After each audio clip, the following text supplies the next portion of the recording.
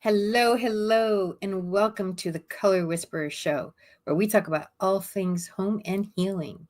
And today we're going to talk about cozy living. So, there's actually a movement in Finland, Denmark. It's called HYGGE, HYGGE, and it's all about cozy living. And what does that mean? It means curled up on a couch with a good book. It means sipping hot chocolate or hot tea or coffee. Maybe you've got a few other things mixed in there. The only way I drink coffee is this much whiskey and that much cream. It's not really coffee at that point. You put that much of anything else in it. Anyway, but winter's coming. And, we had our first rain here in California last night. And today is kind of, like the sky is kind of gray.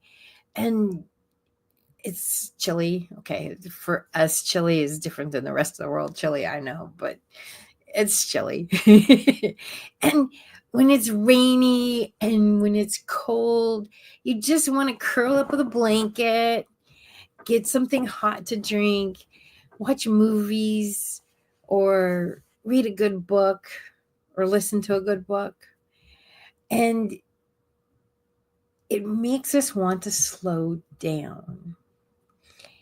And I think we need that rest.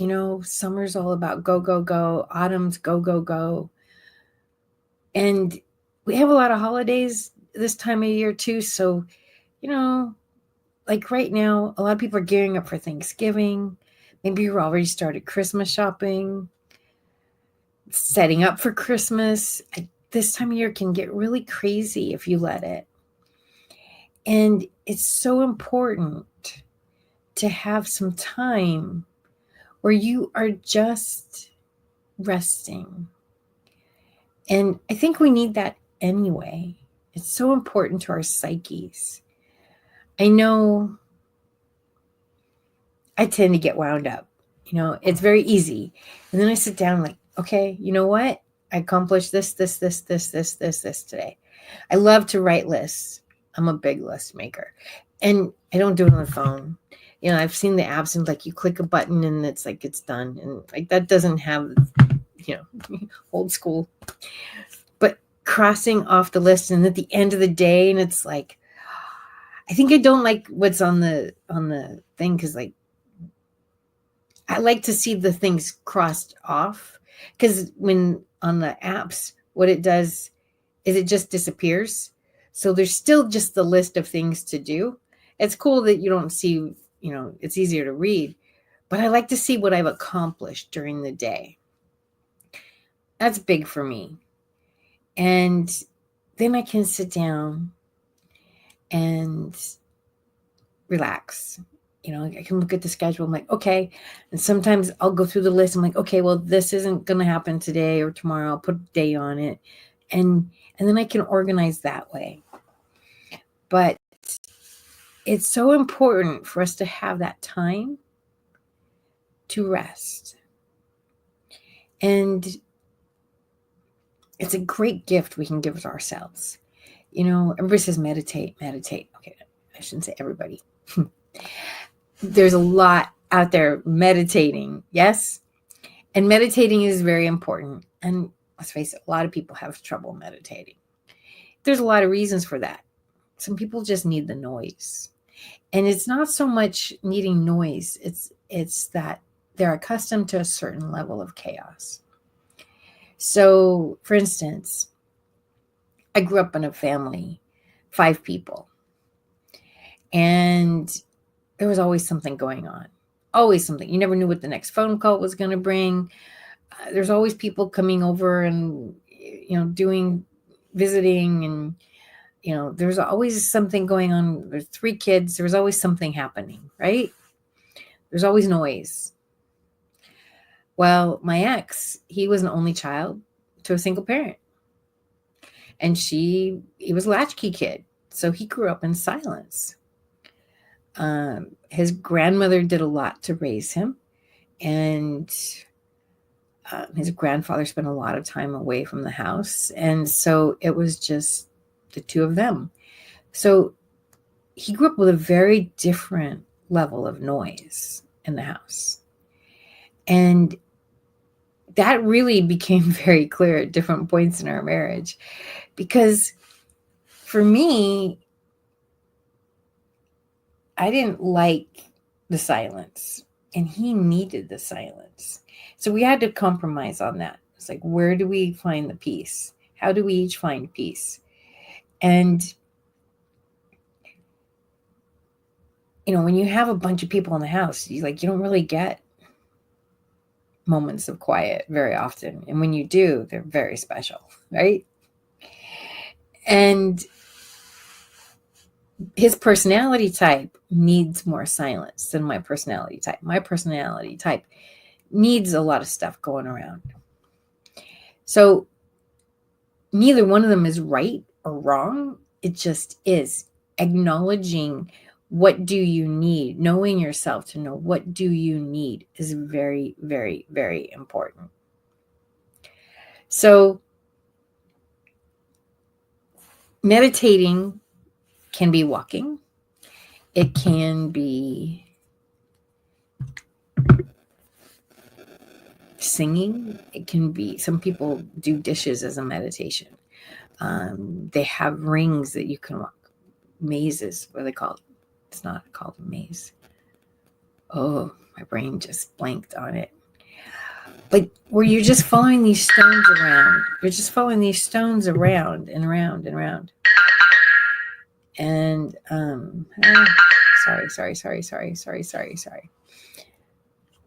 Oh. Okay. Hang on a second. We have a technical issue. Let me fix my technical issue. Okay.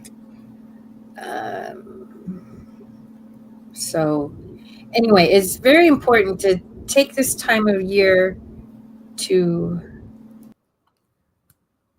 find some peace, especially when it is so crazy outside, so crazy with all the, what do we have to do for the holidays, right? All right, we are almost there. All right.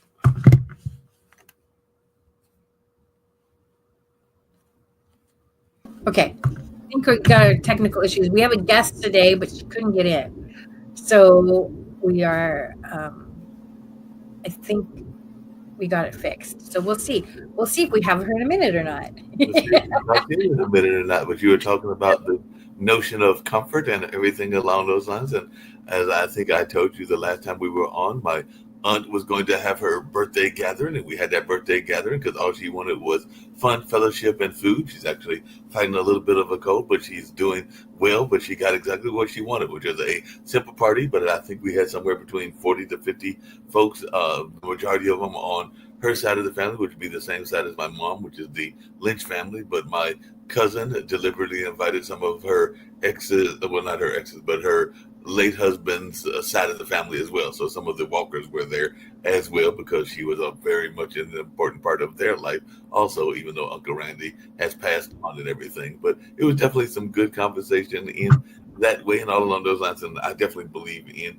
comforts. That's one of the things I love about my mom's house is she has some comfortable chairs. She's got some comfortable artwork, and she's got some other things that add to the comfort and the ambiance of that particular house, including the swimming pool that she has outside that the boys love to go to that is now covered because we're in the fall, about to be winter month. So she did that sometime back and everything. But there's a thing, including, as I've told you before, the outside area where sometimes you'll see the family of rabbits and the family of deer. That's even part of her enjoyment is watching that family and what they're doing. Actually, it might be rabbit and deer, or it might be rabbit and turkeys, but it's definitely some animals that are back there and all along those lines that are helping her with her comfort level at that particular house and everything. And last but not least, because your guest is here and everything, she was talking about how our we used to jump in the leaves and everything, and we used to even play sports at grandma's house, and would have sometimes the boys and the girls would be involved, whether it was flag football, basketball,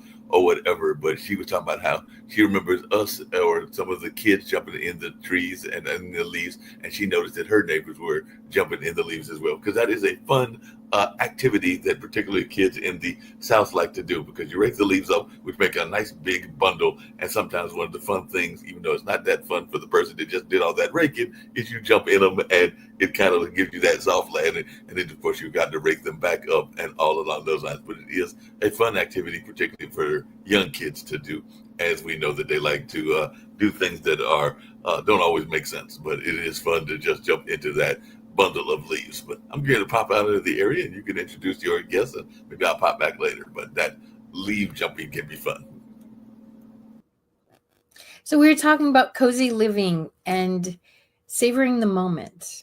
And this lady that we're about to meet is so amazing at savoring the moment and truly allowing each moment to be a blessed event. And how she reacts to the world and how she works with the world is so beautiful. I've been honored to meet this woman, and she is so much fun, and I can't wait to see what's going to happen today. So welcome, Cheryl.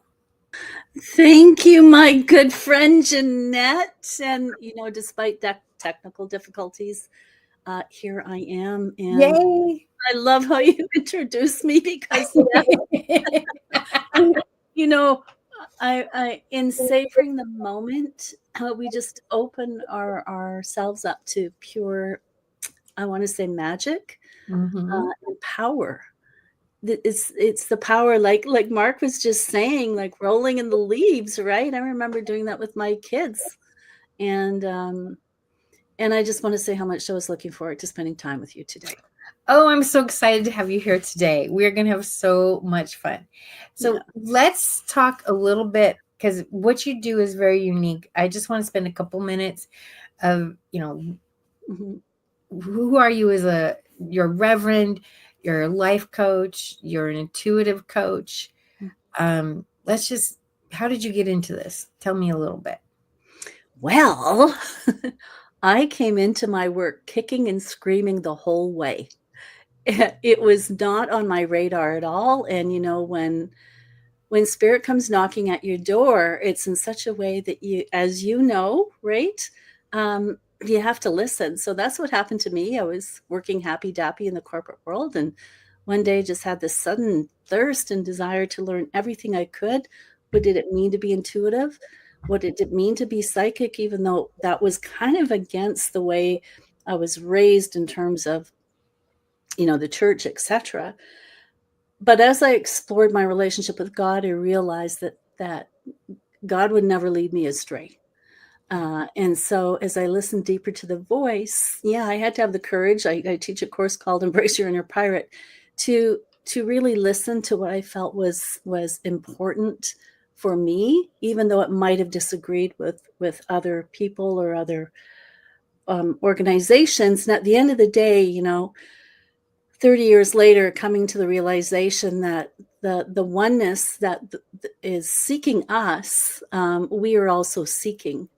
And so I love my life. I love what I've learned. I've been through some incredibly difficult circumstances, as you and I have both shared previously.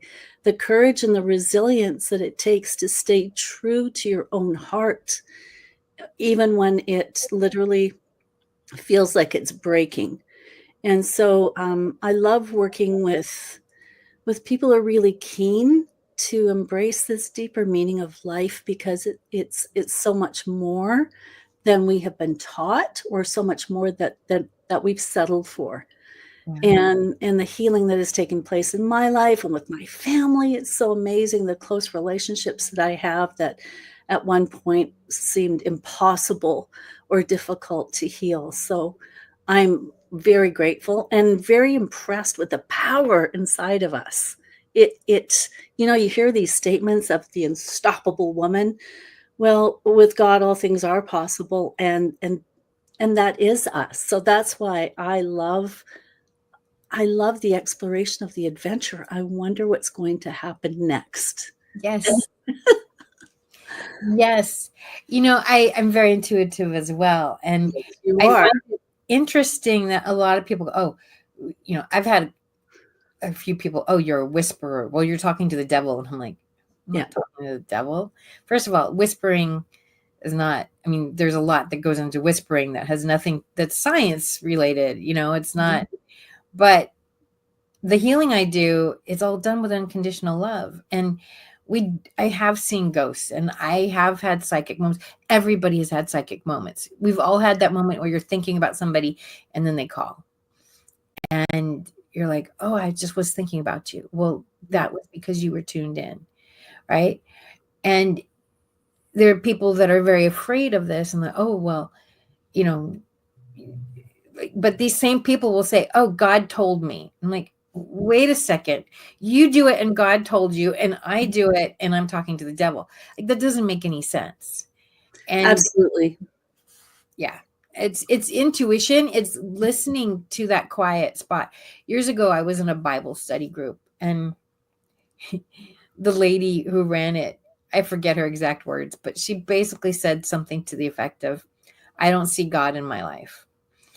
And, it's LA, baby. I'm like, don't you drive? Because let me tell you, I've had some miracles driving.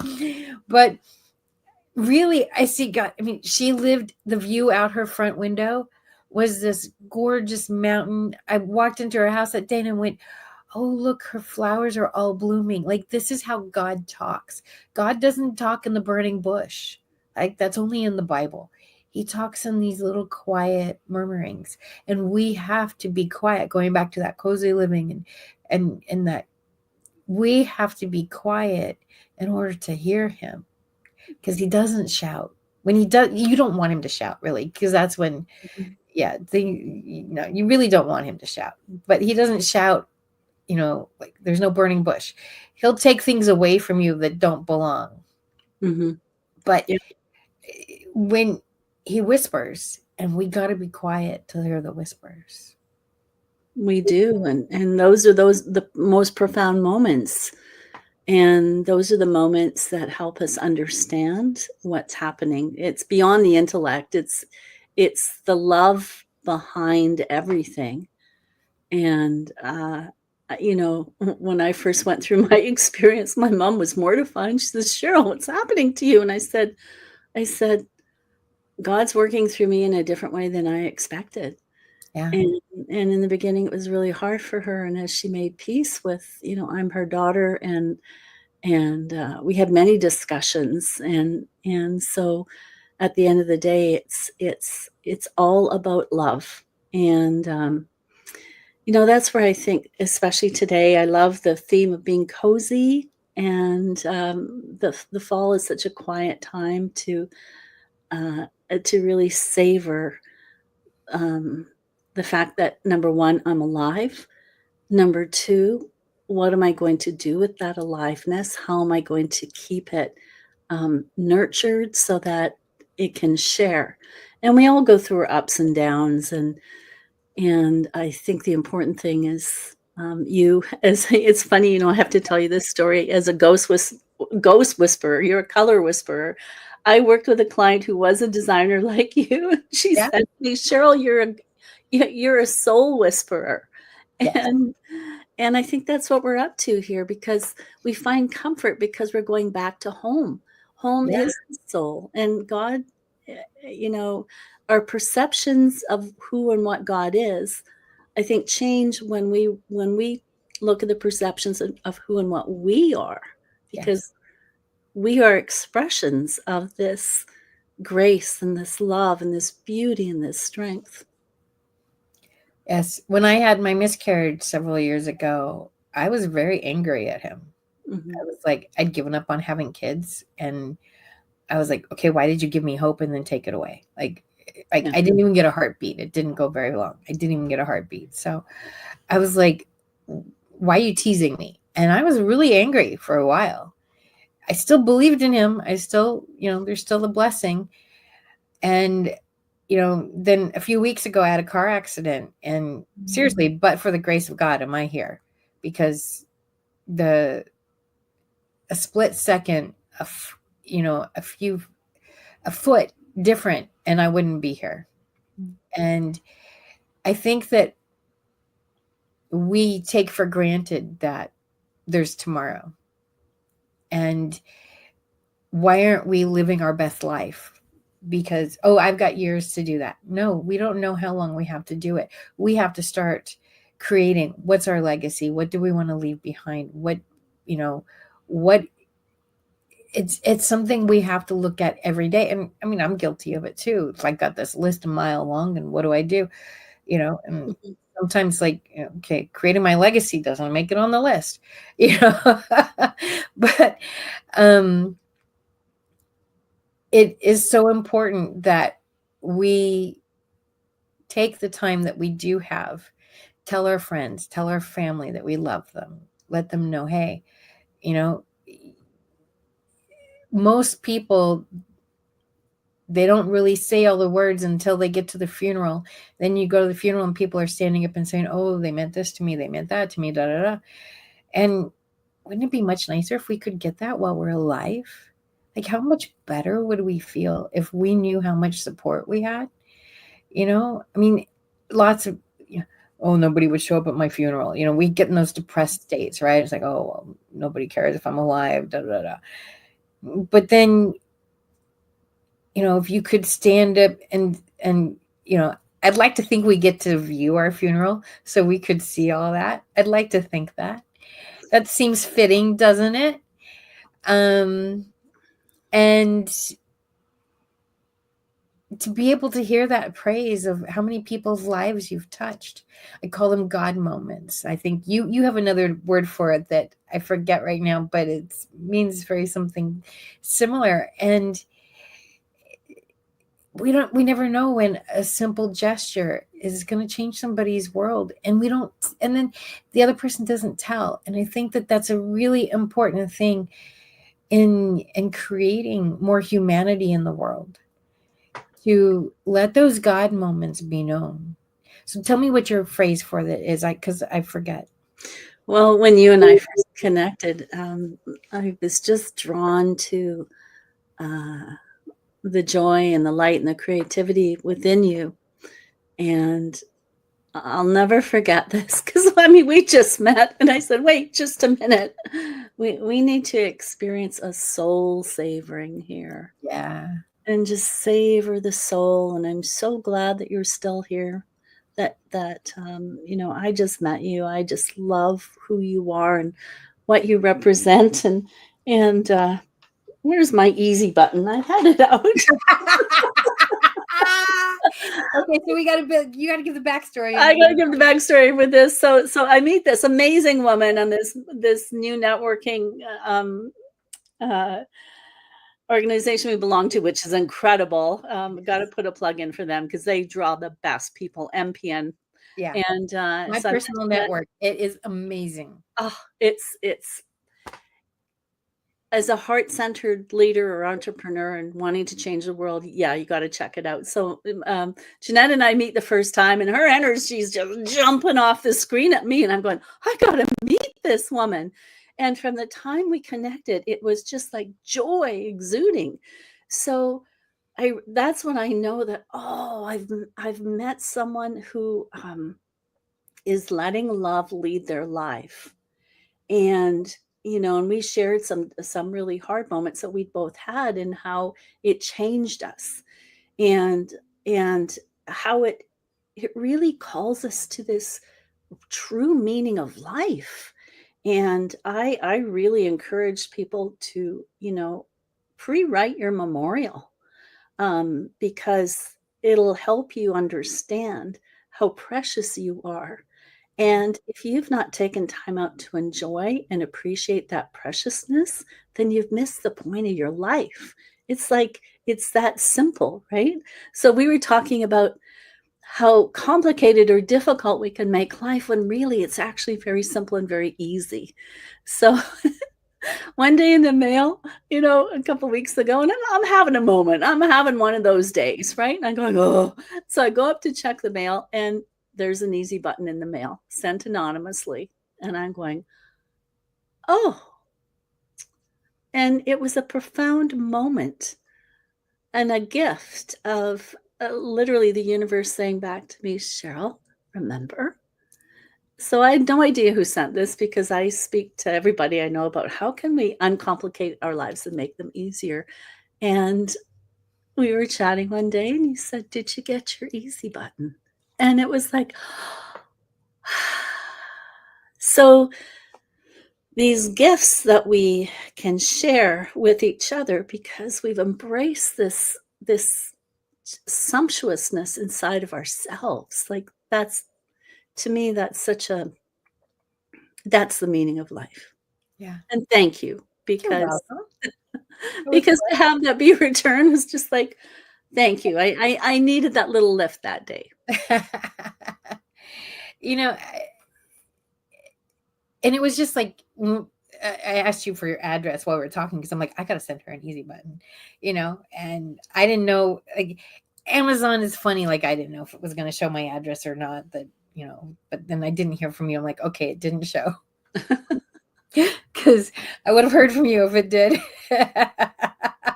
So I'm like, did you get it? And of course, Amazon lets you know when you did get it. So that's cool. But I mean, there's so many times that we can make an impact on somebody by, it doesn't have to take a lot of time, doesn't have to take a lot of energy, it doesn't have to take a lot of money, but we can leave a positive impact. And admittedly, there are days when I'm not good at this, but that is my desire, is to leave good moments for people, and to make the day better for the people I come in contact with. Well, well, yes, and I think that's the soul savoring that we each need to remember, and really, in neuroscience, the more that we spend time in these feelings of appreciation, the more we're changing the brain, we're optimizing the brain. And I had a thought the other day, and I'm going to be doing some writing on it, that time is not a quantity, it's the energy of love. And that just changed my whole perception of how I do things, because am I doing things because it's pressure and I need to get it done? And how am I going to get it done? Am I coming from worry, fear, or stress? Because that's not the point of life. And I had an out-of-body death experience a few years ago. And what I experienced was the juxtaposition of how humanity has literally have almost destroyed itself because of stress and worry and fear. And on the other hand, it's like the bliss of just letting go to something that is big enough to hold us, and to really trust that and believe it, and to go beyond that believing into the knowing.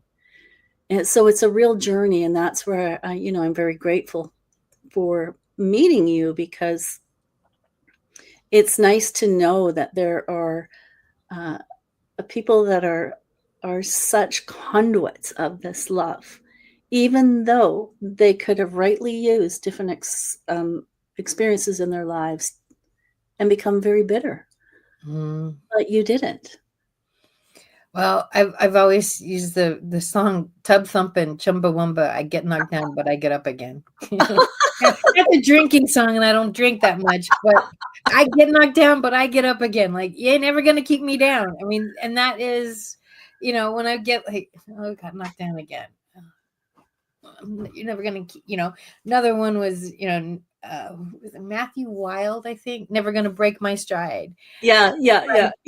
It's like, I use music like, no, I'm like, you can knock me down, you can try, but like, I don't quit that easy, and I think none of us gets out of this world without some trials.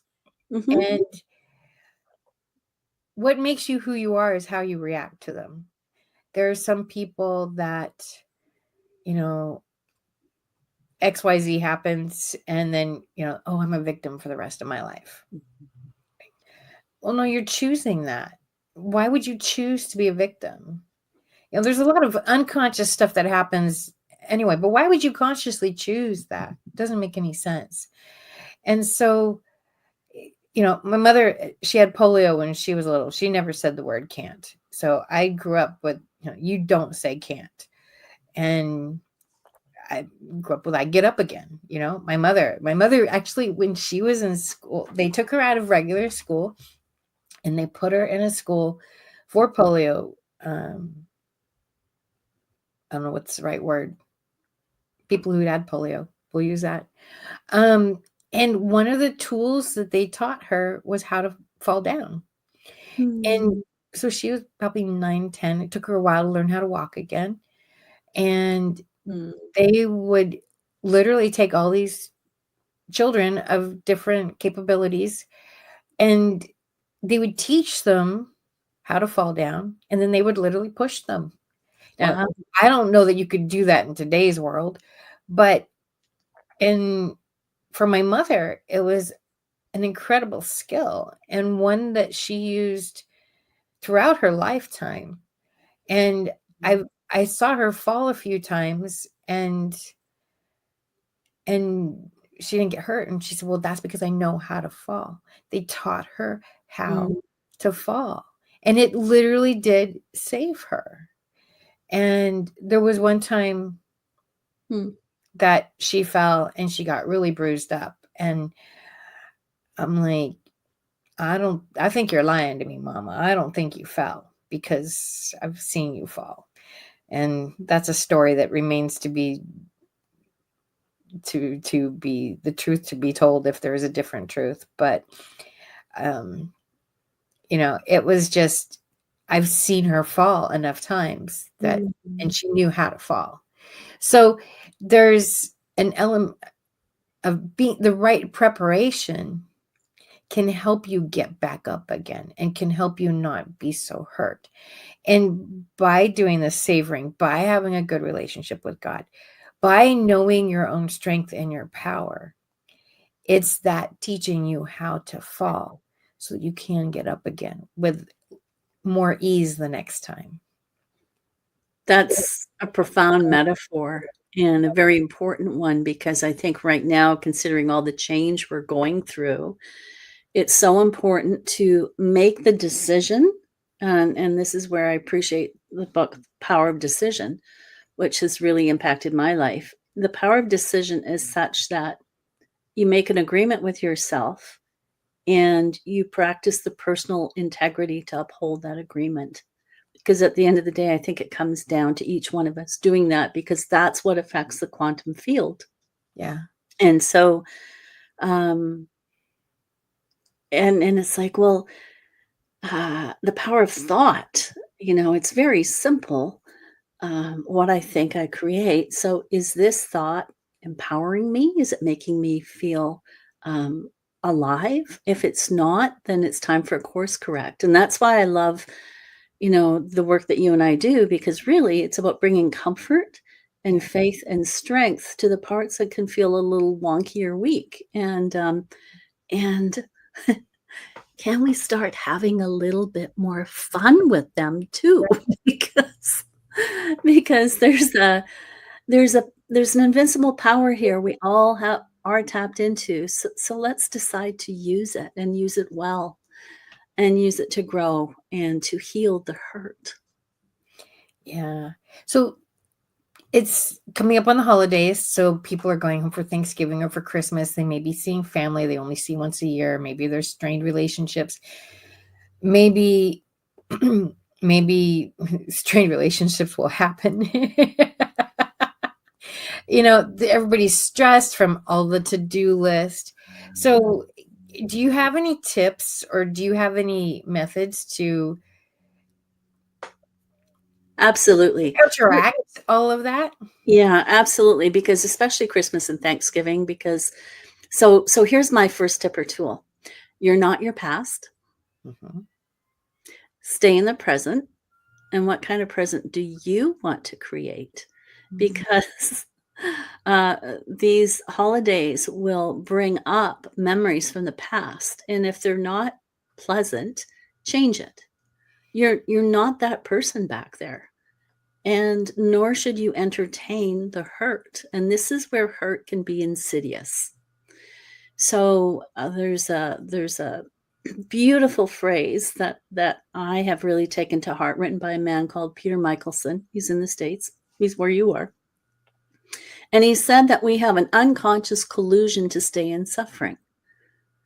So just recognize that and notice where you go. Like, are you going to the past? Are you going to the hurt? Or are you going to be the power of decision and create the reality that you want to live in the moment? Because that power is up to you. And that's where I think hurt can be insidious. And if we're not recognizing that it's taking us over, and we have these different sub-personalities that live inside of us, depending on our moods, right?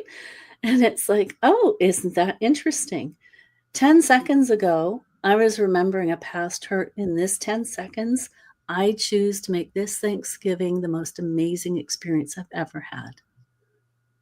And it can happen in seconds. You never know what the phone's going to ring. Yep. You never know who you could meet and say, hey, I'm alone, you're alone, or, you know. Yep. Exactly. And so rather than being overcome by the hurt, use the hurt, leverage the hurt. The obstacle is the way. So how can I take this hurt and make something really beautiful out of it? And those are those moments that are beyond description. It's just like, oh, like going through the drive-through and paying for the last person's or paying for the person behind you, totally random, anonymous, and yet, oh my gosh, the feeling that invokes is amazing. So there is a gift in giving. I mean, it's not just I received something; it's I got to give something. Yeah. And knowing that you did, and knowing that you've impacted, like you've made someone think, you've stopped them in their tracks. Just like that easy button. It was like, oh. Speaking of the easy button, I was glad that you enjoyed my leaf story and everything along those lines. I did have a question for you, Dr. Brewster, and everything, because one of the things that I think I mentioned to Jeanette and others is that sometimes it can be something simple that can give you great joy, and all along those lines. I mentioned the leaf jumping and everything, but even though it is a necessity of life and everything along those lines, sometimes you can get comfort from something as simple as the sound of the laundry rolling and everything like that. So sometimes that water and the feeling of the laundry or even the tumble can give you some simple joy. And even though I'm looking and they probably need doing and everything, the dishes and even the feel of the water and the soap on your hands can be a simple comfort and a simple joy, and all along those lines. So I just wondered if you could talk about those simple joys that sometimes we don't recognize as being simple joys, and we're sitting there fretting over doing them, but sometimes they can add to that simple joy, because I hate to say it, but sometimes if I'm in the middle of a laundry, just that sound of the laundry rotating can be something that can calm the mind, and all along those lines.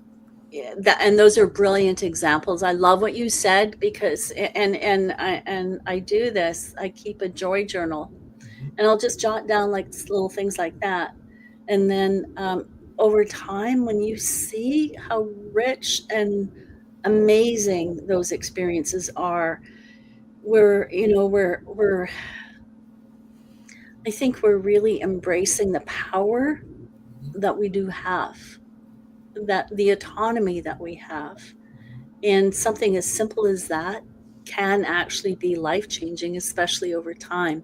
So these little things are not to be taken for granted, and so often they are. So that's a very good point. So yeah, keep a joy journal, and then on the days when maybe something's going on, or I'm just getting over a cold, I'm not feeling good, and it's like, okay, where's my joy journal? And sometimes it'll be pictures I put together, and it's like, oh. And the cool thing that you've just mentioned, Mark, is because it is something that has happened to you. You cannot discount that. And that's where I think we're really embracing this whole idea of spirituality at its core. It's not separate from me, it is me. I am this comfort. I am this appreciation. I am this power. So that's a very good point you brought up.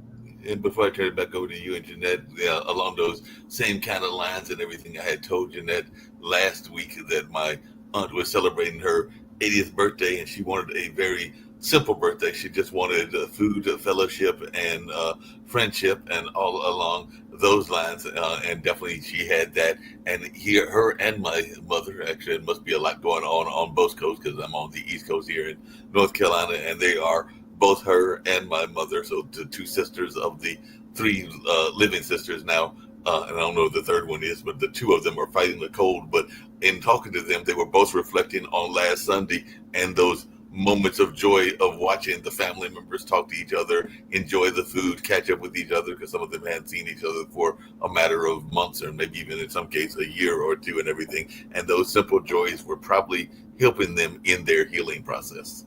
Mm. I'll turn it back over to you too. But yeah, love your spirit, Dr. Brewster. Reverend Brewster, I heard from Jeanette that you had a very wonderful and beautiful spirit, and I can pick that up even through the airwaves, even though, like I said, I know you're over there, I believe, in California, where Jeanette is, and I'm here in North Carolina. Just pick up that spirit of joy that you bring to life. Oh, thanks, Mark. Yeah, I'm from Canada, and you've described what Jeanette and I first experienced when we first met. So it's all about the joy. So we have a little bit of time left, and I want to show off a little bit of one of the things that really struck me with you, and I think is something that we get too busy to do. And I want you to talk about the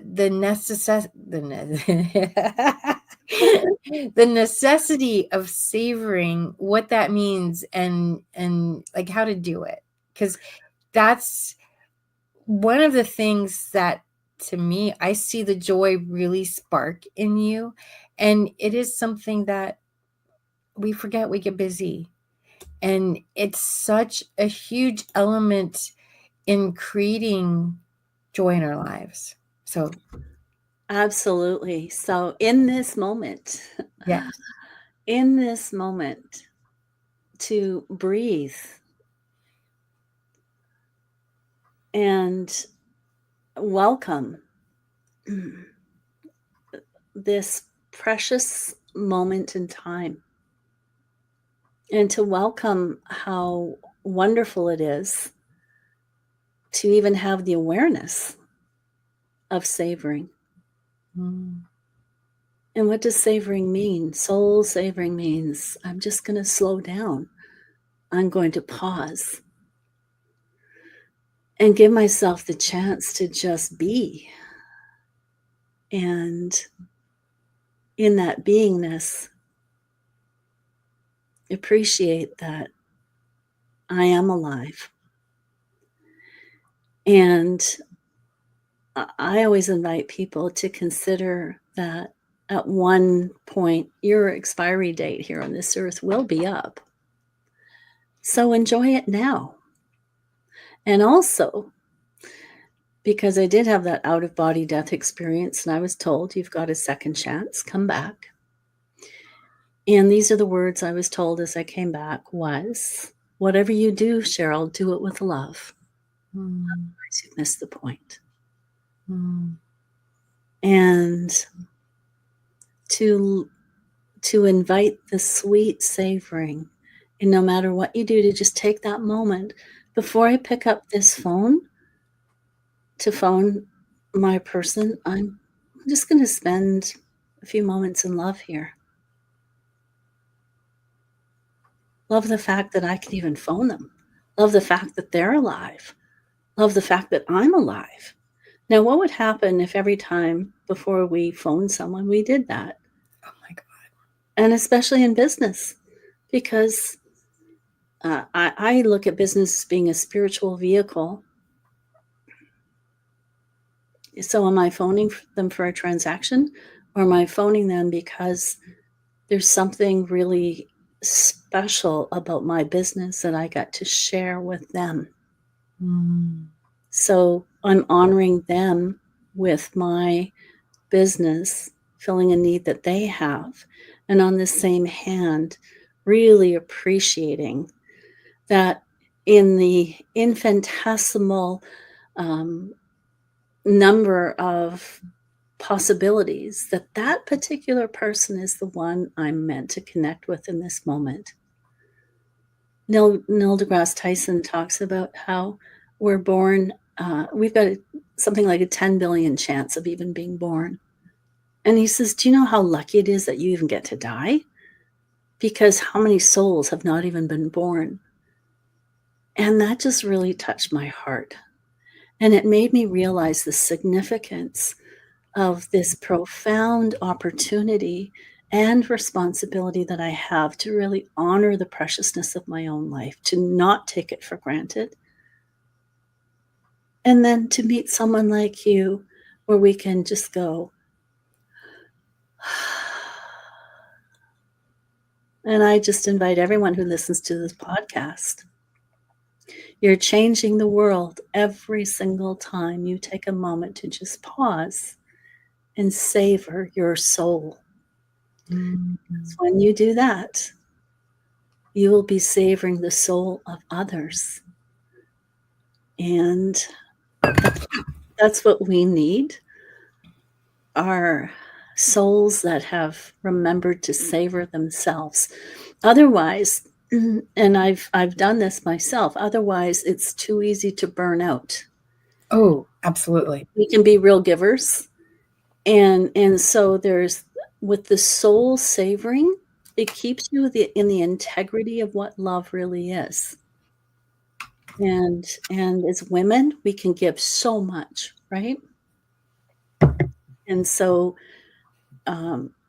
so that's where I see a distinction between, let's say, gratitude and soul savoring. Gratitude is the doorway, and soul savoring is on the other side. I love that. Yeah. I love that. So tell us a little bit about what you do and how we can work with you. Absolutely. So what I do is I love supporting thought leaders and people in business or spiritual seekers, therapists. I work with a lot of people in the mental health industry and the wellness industry. I support people through transition and change. And sometimes that change is difficult, and sometimes it's so exciting. It's like, what do I do with this? So transition is working with your intuition. It is going into the unknown, and it's being able to reframe or reinterpret what's happening so that you can work with it and use the obstacle as the path through, and come out the other side going, wow, it really is like, I never would have thought that I could have done that with this. And so that's what I do. I work one-on-one. I lead my own masterminds, and I also work in the corporate world, offering transformational communication sessions, taking conflict resolution and reframing what that looks like. Conflict is actually progress wanting to happen, but we haven't necessarily been trained that conflict can be opportunity. And whenever I teach, I always ask people, how many of you guys feel really good about conflict? And no hands, very few hands generally go up. So it's like, okay, we're on to something here. What if we can take conflict and turn it around? And the way that we do that is we come to peace inside, and then we learn to work with it on the outside. So that's how I work with people. And like you, working with color and design and the physical world, there's something that happens that you work with before the physical, and we're very similar in the way we work. Absolutely. Absolutely. And I think that there is so much recognizing there's a silver lining. It's very Pollyanna, but I've been through several very difficult deaths in my life. I've been through several difficult things, and in my world, they were just normal, but other people have looked at my world and went, Jeanette, how did you do that? And I'm like, you got to just kind of get up and keep breathing, and you put one foot in front of the other and you just keep doing it. But the strength and the skill sets that I learned from just keeping breathing, from just keep putting one foot in front of the other, I wouldn't wish any of these things on my worst enemy. Mm-hmm. And I'm grateful for what I've learned through the process. And I truly believe that there is a silver lining for everything. And I've seen this a lot in deaths, and it's not something somebody wants to hear. There's a silver lining. Oh, whoever it is died. Oh, there's a silver lining. But it does become a point in the grief process where you can look at it and say, oh, maybe it's 6 months down the road. Maybe it's a year down the road. It might be 5 years down the road. Mm-hmm. My mother dying, I didn't see it at the time, and it took me a little while to see it, but there was a huge gift, because there was some stuff that came out about family dynamics, about how I related to the world, Mm-hmm. that I would have never seen had my dad died first. Mm-hmm. And there were things that, some of which she knew, and she never would have said a word. Mm-hmm. And it truly was her last gift to me, was her death. And I don't mean, oh, thank God she's dead, but there was a gift in discovering myself. Yes. In her death. And what I remember very, very distinctly is, there are days when I didn't eat. A friend called me up, and it was like 2:00 in the afternoon. I'm like, oh, I suppose I have to eat something today. She says, what do you mean you're not eating? I'm like, no, there's a casserole on my porch the next day. I'm like, I don't want to eat. But I lost my train of thought. Well, you getting that train of thought, or did I say? Yeah, go ahead. Hopefully you got it and everything. It's very profound what you just said, Reverend Brewster, and everything. You said it earlier, because a good friend of mine, and it actually ties into what Jeanette is talking about and everything. He oftentimes, because he was doing some work today, because he's a caretaker. Well, actually, they're co-caretakers, as Jeanette knows, because I talked about him. He's one of my best friends, but he's a co-caretaker with his mom, because his mother is elderly, and he's a multiple stroke survivor, and all along those lines. But they are caretakers. Get the words out, Mark. They are caretakers, and he was going to the bank taking care of this matters. But he oftentimes will say that his favorite quote, and I never heard anybody say it, but you just said it, is that we all know our birth date.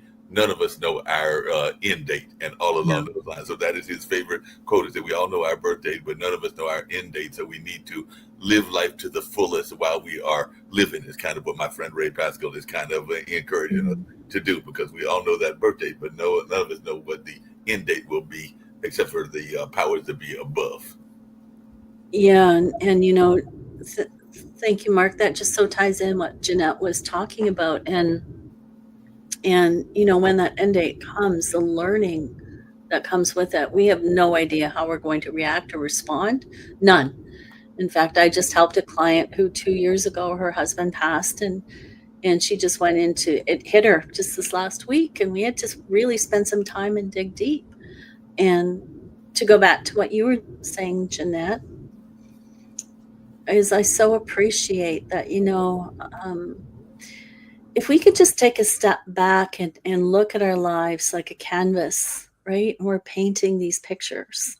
And what you experienced with your mom is like this profound almost like stained glass, where you get to see the beauty of it Yeah.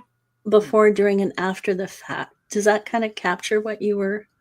Yeah. Well, what I was remembered is, so one day I looked in the mirror, and I do look a lot like my mother, but that really hit me was how much I look like her. And I looked at my hand and I went, she's literally inside me, Inside in you. my DNA.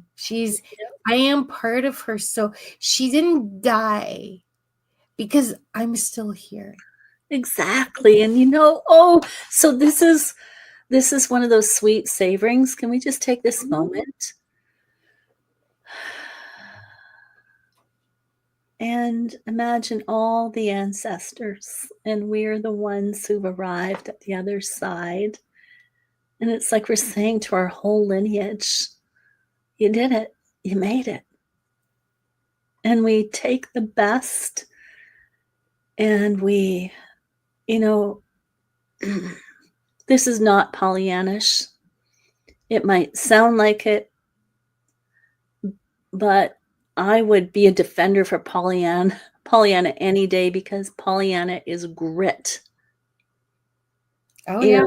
It's like Viktor Frankl coming from the concentration camp. The thing that kept that man alive was knowing that he would create a form of therapy that would help so many people when he got out. And because of that man, humanity was changed. And Jeanette, I think it's important for each one of us to know, and this is the soul savoring, because of me and I exist, and the love that I bring to the world, humanity is changing. Yeah.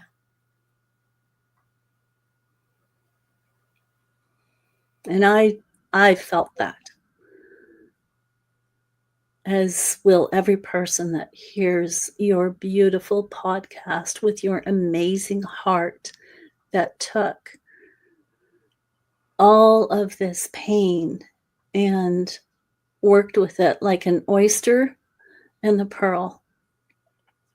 So thank you, my friend, for the work of art and beauty that you have brought to the world, and that you represent, and that you now share in your podcast and the many things you do.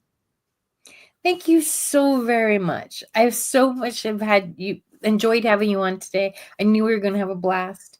We're going to close the show, but I want to give you a chance to have a couple last words. Give us your website. How do we connect with you? Yes, theintuitivelife.com is my website, and contact information, you can go from there, or I'm on LinkedIn and Facebook. And anyone who hears this podcast and is drawn to what you and I have discussed today, please be reminded of how important and powerful your contribution to yourself is. Savor that. And the more you do, the more you will be making the impact in your own life and the world that you want to make. And I would love to hear from anyone who wants to reach out. I do offer a complimentary intuitive hello, and that can just be booked. My calendar is missing on my website right now for some reason, so just email me at Cheryl@theintuitivelife.com.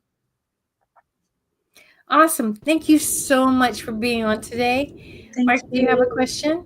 I had a lighthearted question, and it actually play into what I know you're going to do and everything like that and everything.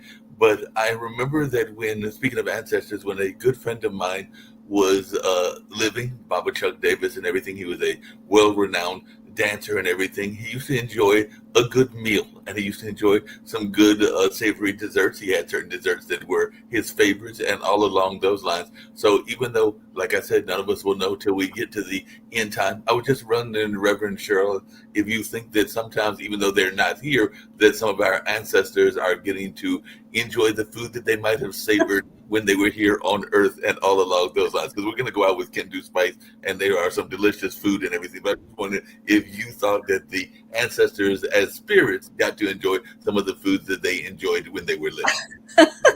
I think that yes, I it's just like the joy, right?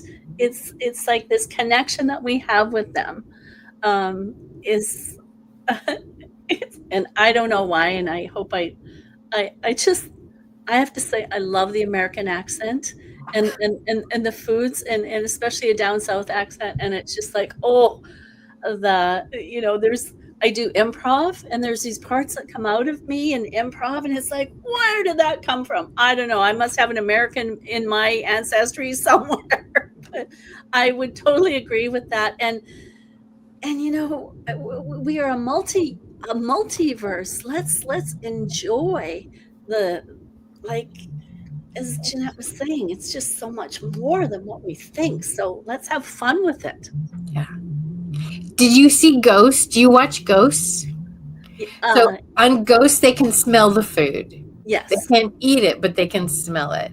And I think, well, I've seen some ghosts, and I believe that, yes, they do get to participate in our world to some extent. Maybe can they taste the food? I don't know. They can smell the food. They can remember. They can, I think that. And yes, and I've always appreciated when out of the blue I'll be smelling a particular smell. Right. And right? You didn't make it up. Where's the smell coming from? It Right. just appears. So it's like, well, of course, right? It's like, thank you. So yeah. Savoring. Let's savor on their behalf, right? I'm gonna love this. I'm gonna love this turkey, right, on their behalf. Yeah, savor on their behalf, and not only that, but I know that even my mother, who I mentioned earlier, and my grandmother, my mother and aunt, they oftentimes remember the smell and the ambiance of my grandmother's kitchen. And my grandmother has been gone for decades, but even though they are still here living, that's one of them savoring moments, because I've been in rooms where they have conversated and even remembered how she was in the kitchen and some of the smells and some of the ambiance that was going on in that kitchen. I'm sure there'll be some recollections of her in 2 weeks during Thanksgiving, meeting recollections of my grandmother and everything. But I do think that some of those memories are embedded in our memory, and they stay in our memory because we remember what was going on at that time and all along those lines. Because one of the things that I know, because we just, like I said, had Aunt Julie's birthday party and everything, but even at Thanksgiving, one of the things that we will do is we will acknowledge those that have passed on, because a lot of times the people that are there might be less because other people have moved on into heaven or the other dimensions and everything. But we, as those here on earth, will reflect and remember them, even though they're not there with us in the physical form. They're probably there with us in the spirit form, but they're not with us in the physical form. And we will go ahead and remember them and have plenty of memories of them, whether it was my aunts and whether it was my uncles sitting in certain chairs because they were comfortable in those chairs and wanted to get a certain view of the sporting activities, or whether it was other things that were going on that will give us our memory. Even my other aunt that passed away, that was Aunt Kellen, that died of MS, some of the ways that she got around in her later years. But there's a lot of those memories that will surface and re-pop up and everything, because they're just pleasant memories, even though they're not with us anymore. And like Jeanette mentioned, these essences live on inside of us, and energy can never be created or destroyed. It's simply transformed. And so whatever dimension that they are in now, we can enjoy them and we can appreciate them. And the same for them, us, right? I often feel my grandmother around me, and just, I just appreciate the love that my grandmother instilled in her family, which my mom instilled in my family. There's a family tradition of taking care of other people, the generosity and the love and the kindness that I'm so grateful for, that was passed down as my family, is that being the most important thing. And wow, what a tribute, right? So with your Thanksgiving coming up, gratitude for everyone who was a part of our past so that we could be here today to carry on the message of life and grit and faith and the soul savoring. the last thing before we hit Kendu Spice, Jeanette, that I was going to ask, because you just mentioned it, and I know she had another guest that was in that space as well, and Jeanette knows because I shared it with her. I have another dear friend that I work on this network with and just work in general with on a number of things, including co-emceeing and all along those lines, because he does it for two sports franchises here, our Durham Bulls and our hockey team, the Carolina Hurricanes. But I do have some friends, including a young lady that's involved in that space as well. So I've got a couple of friends that are involved in the improv space. So when you mentioned that you were an improv performer, I'm going like, yes, I know that kind of stuff, because I think there's that famous quote that y'all have that y'all live by. I think it's as is or something like that, or and if, something like that. It's like the motto of improv performers and everything. But I am familiar with that art form because of my friends Yvette Holder and Jatovi McDuffie. So have been in that space now for decades and all along those lines, even though they're younger than me. I think they're in their mid 50s. Well, I think it would be great. If we all looked at life as improv, like how much more fun is that than, oh, I got to do this. No, I could do this. Right? Yeah. All right. Well, on that note, let's go get some Kendu Spice. Yeah. Kendu Spice time. You know how people love to enjoy food and don't understand how to flavor their food or how to replicate a meal? They're interested in supplements but don't know where to begin? Well, what I do is I take the guesswork out of enjoying flavor and wellness with my flavorful spice blends, so that they can create delicious meals with healing benefits. Kendu Spice was created to help cooks at any level enjoy healing through food. Every spice blend was designed to give added health benefits of natural herbs. Every blend is complete. There's no need to add any additional spice for a delicious meal. Saving you time and money while adding supplements to your meals can be both tasty and fun. My earliest memories in the kitchen began with my father, Kenny Kendu Bond, so it was fitting that I would name this line after him. I have always looked to natural remedies to supplement the body, and I found myself hiding herbs and minerals in foods for my family. That's when it hit me. Everyone needs Kendu Spice. Everyone should be having this. It's an exclusive brand for cooks at any level who want to create flavorful dishes with healing benefits that can satisfy the body and soul. Add a little spice to your life. Give Kendu Spice a try.